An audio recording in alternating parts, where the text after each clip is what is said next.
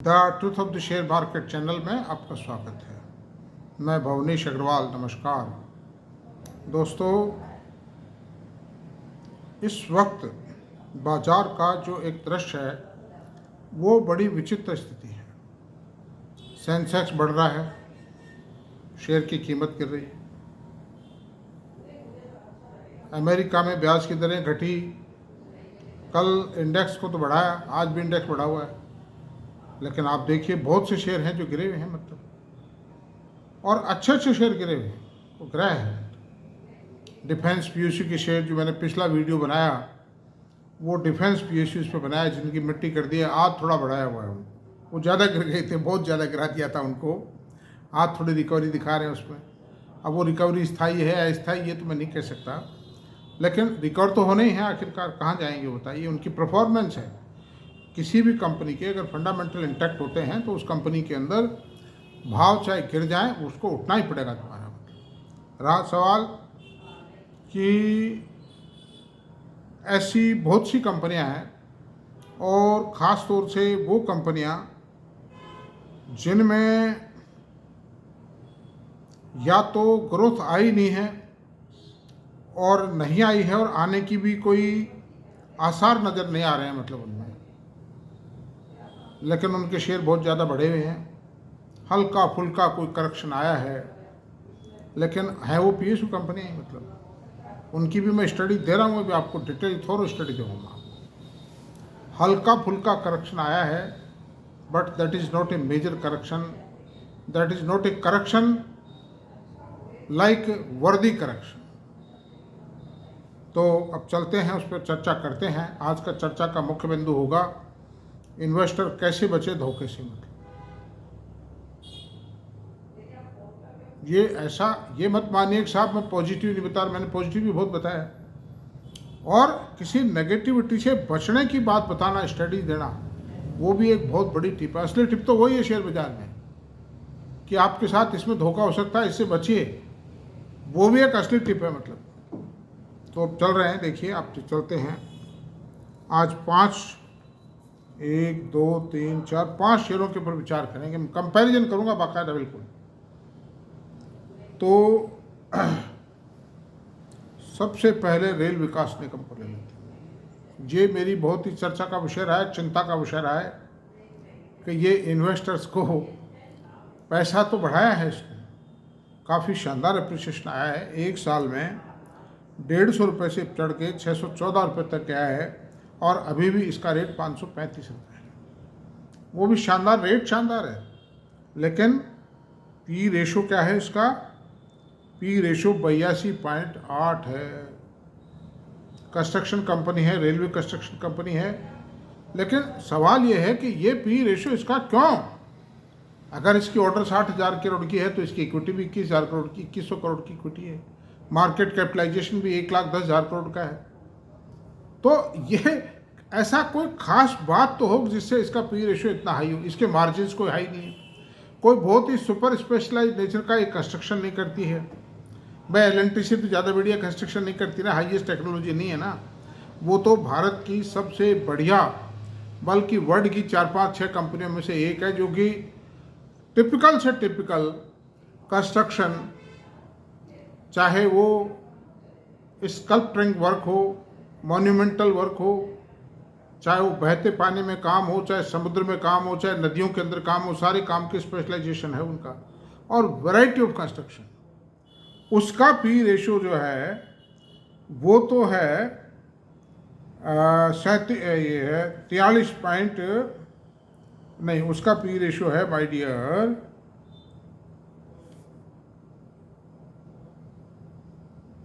38.8 है उसका P ratio.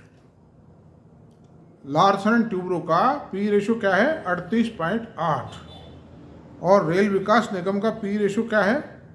82.8, यानी कि 2.5 गुना पी रेशो है उसका, करीब करीब। जबकि अगर हम बात करते हैं तो लार्सन ट्यूब्रो के पास 5 लाख करोड़ से ज़्यादा के वर्क ऑर्डर्स हैं। 4,90,000 करोड़ के वर्क ऑर्डर्स पिछली जो फर्स्ट क्वार्टर के रिजल्ट आए उसमें बताए गए थे, और उसके बाद वर्क ऑर्डर और भी मिले हैं। तो सेटअप होते हुए भी जो जो एग्जीक्यूशन को सेटअप करने के बाद भी ये 5 लाख को उसकी ऑर्डर बुक क्रॉस कर गई। टेक्नोलॉजी कंपनियां हैं 2 उसकी, LTI माइंडट्री और LTTS, एक फाइनेंस कंपनी है, डिफेंस में भी है वो कंपनी L&T, और कैपिटल गुड्स में भी है, इलेक्ट्रिकल गुड्स में भी है, और ये चिप डिज़ाइन का विदाउट फैबलेस चिप डिज़ाइनिंग का काम भी करेंगे, जो कि बहुत हाई टेक्नोलॉजी का काम है। कोलैबोरेशन हो चुका है, सब कुछ तय हो चुका है। फैक्ट्री बाद में लगाएंगे, पहले चिप डिज़ाइनिंग करके कॉन्ट्रैक्ट बेसिस पे बनवाएंगे। तो आप बताइए, जो हाईएस्ट लेवल है, highest level of technology, highest level of performance, अच्छा ग्रोथ भी है 15% की उसमें। रेल विकास निगम की तो जो ग्रोथ है वो माइनस में आई है। रेल विकास का -35% ग्रोथ आया ईयर ऑन ईयर इस लेटेस्ट क्वार्टर में। यानी जो ₹1.60-70 पैसे की EPS थी वो ₹1 रहेगी घट करके, उसके बावजूद भी शेयर टूटने को तैयार नहीं है। तो ये बात तो कहनी पड़ेगी कि इसका जो भी ऑपरेटर है, उस ऑपरेटर को बहुत बहुत धन्यवाद देना पड़ेगा कि वो परमवीर चक्र से सम्मानित योग्य है। कारण क्या है कि इतने झटके लग लिए, वर्किंग भी खराब हो गई, सब कुछ है, लेकिन उसके बावजूद भी शेयर को गिरने नहीं देता है। लेकिन कब गिर जाए, जिस चीज़ के हाथ पर नहीं है वो कब गिर जाए, क्या भरोसा है। मैंने आपको, अच्छा दूसरा प्राइवेट सेक्टर की कंपनी है NCC, नागार्जुना कंस्ट्रक्शन कंपनी नाम था, जिसको बढ़ा के, जिसको शॉर्ट करके NCC कर दिया गया। तमिलनाडु बेस्ड कंपनी है, तेलंगाना बेस्ड कंपनी है, और इसमें 15% होल्डिंग राकेश झुंझुनवाला साहब की है। 40,000 करोड़ से ज़्यादा के वर्क ऑर्डर है, छोटी इक्विटी है। इसका P रेशो है 25.3, ग्रोथ भी है 21% की ग्रोथ भी आई है इसमें year on year latest quarter में, और आती रही है। और ये भी अपने क्षेत्र के बेताज के बादशाह हैं, मतलब कंस्ट्रक्शन में इनकी बहुत बड़ी एक्सपर्टी है, और ये भी ऑल टाइप ऑफ कंस्ट्रक्शन का काम करते हैं, चाहे रोड हो, चाहे ब्रिजेज हो, चाहे फैक्ट्री बिल्डिंग हो, सब तरह के कंस्ट्रक्शन करते हैं। बहते पानी में हो, चाहे हिमालय पर कंस्ट्रक्शन हो, all type of construction they are doing. इसका रेट 308 रुपये, P रेशो 25.3 है। किसका? नागार्जुना NCC का, नागार्जुना कंस्ट्रक्शन कंपनी। तो अंडर दिस सर्कमस्टेंसेज मैंने पिछले 1 साल में ये कारण खोजता रहा हूँ कि आखिरकार रेल विकास निगम का रेट इतना ऊंचा क्यों है। तो मेरा को इतना अनुभव है और इतनी स्टडीज है जिसका कोई जवाब नहीं है, लेकिन मैं इसका कोई कारण नहीं खोज पाया। तो अंडर दिस सर्कमस्टेंसेज ये, अच्छा रेलवे की दूसरी, अच्छा इनको ऐसा नहीं है कि ये रेलवे की कंपनी, रेलवे का काम, ये सब का काम करती है। अच्छा रेलवे के टेंडर्स में भी इनको कोई प्राइस प्रेफरेंस हो, ऐसा भी कुछ नहीं। भाई 5-7%, 10% का गवर्नमेंट कंपनी होने के नाते, उस डिपार्टमेंट की कंपनी होने के नाते प्राइस प्रेफरेंस देवे, ऐसा कुछ भी नहीं। लेकिन फिर भी ये पोजीशन इसका P रेशो 86 का है। सो गया था इसका P रेशो, सो गया था। खैर अब ये निर्णय तो आपको ही लेना है कि इस शेयर को बेचना, रखना, क्या करना। मैं कोई बेचने करने की नहीं कर रहा, मैं खाली एनालिसिस दे रहा हूँ, उसका कंपैरिजन करके बता रहा हूँ। 2 कंपनी, प्राइवेट सेक्टर की 2 मोस्ट एफिशिएंट कंपनी, उनसे मैंने आपको इसका कंपैरिजन करके बताया। मतलब अब चलते हैं सरकार की कंपनी का, रेलवे की कंपनी का, रेलवे से कंपैरिजन करते हैं।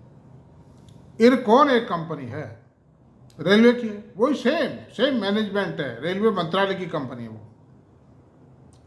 इरकॉन का जो P रेशो है वो 22.6 है,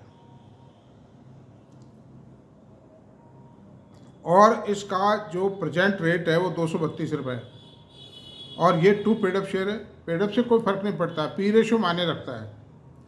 और हाईएस्ट रेट 52 वीक्स में 117 रुपये से 352 रुपये रहा है। किसकी बात कर रहे हैं? इरकॉन की बात कर रहे हैं। तो अंडर दिस सर्कमस्टेंसेस इसका P रेशो मात्र 22.6 है, जबकि इसकी ग्रोथ रेट बेटर है। इसकी जो ग्रोथ रेट आई है वो लेटेस्ट क्वार्टर में 19.78% आई है, ग्रोथ आई है, मतलब ईयर ऑन ईयर। और RVNL में -35% डिग्रोथ आई है। मतलब तो अंडर, अच्छा उसका पी रेशो कितना है, 22.6 है, मतलब इसका इरकॉन का। जबकि सेक्टर एज ए होल का पी रेशो 43.04 है। तो सेक्टर से जिसकी अच्छी परफॉर्मेंस आई है वो तो करीब करीब आधे पे है, और जिसकी सबसे खराब परफॉर्मेंस आई है वो सेक्टर के एवरेज पी रेशो से डबल पी रेशो पर है। तो देखिए ये भी क्या नज़ारा है। मतलब अच्छा, अब एक तीसरी कंपनी और है रेलवे की, राइट्स, RITES राइट्स। ये भी सेम काम, कंस्ट्रक्शन का काम करती है। कंसल्टेंसी वर्क भी है, सर्विसेज भी प्रोवाइड करती है, ठेक कॉन्ट्रैक्ट भी लेती है कंस्ट्रक्शन। इसका प्रेजेंट रेट 365 रुपये है, और ये लोएस्ट हाईएस्ट 52 वीक का 216 से 413 के बीच में रन किया है। इसका प्रेजेंट रेट 365 रुपये है, और पी रेशियो इसका 41 है, और एवरेज पी रेशियो जो सेक्टर का मैंने बताई दिया 43.04 है। इसकी भी -25% ग्रोथ आई है इस क्वार्टर में। कितने? -25%। उसके बावजूद भी ये शेयर भी 41 के पी रेशियो पर कर रहा है, जो इंडस्ट्री का एवरेज पी रेशियो कर रहा है उसके आसपास मंडरा रहा है। तो डिग्रोथ की हालत में भी ये पोजीशन है। तो मैं एक ही बात कहूँगा कि इन तीनों ही शेयरों को कोई ऐसा स्ट्रॉन्ग मतलब ऑपरेटर है जो अपने इच्छा के अनुसार नचा रहा है तीनों शेयरों। तो इन तीनों शेयरों में मेरा कोई सजेशन नहीं है। मैंने तो एक स्टडी दी है, कंपैरिजन दिया है आप लोगों को कि अच्छा, फिर कोई ऑर्डर बुक में भी ऐसा नहीं है कि कोई 40% से ऑर्डर बुक हो रही है एनुअली, ताकि भाई आगे चल करके इनके अंदर बहुत बड़ा सुधार आ जाएगा। और भाई 86 का पी रेशो तो एक बहुत भारी पी रेशो है कंस्ट्रक्शन कंपनी में। ये तो रिमार्केबल हाईएस्ट है मतलब। तो मेरा मतलब ये है कि PSU शेयरों में झटका भी आ रहा है थोड़ा सा।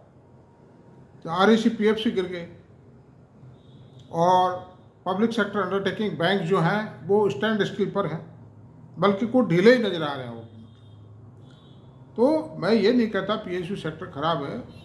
मोदी सरकार के रहते हुए PSU सेक्टर में पूरी दम है, पूरी जान है, लेकिन हर शेयर में नहीं, किसी शेयर में है, किसी में नहीं है। अपने अपने मेरिट्स हैं, अपने अपने डीमेरिट्स। उस हिसाब से देखना है। आप अपने हिसाब से निर्णय लें, अपने फाइनेंशियल एडवाइजर से राय लें। मेरा काम था ट्रेनिंग और एजुकेशन, आपके सामने एक वस्तु स्थिति को पेश करना। तो आज इतना ही रहने देते हैं इसमें।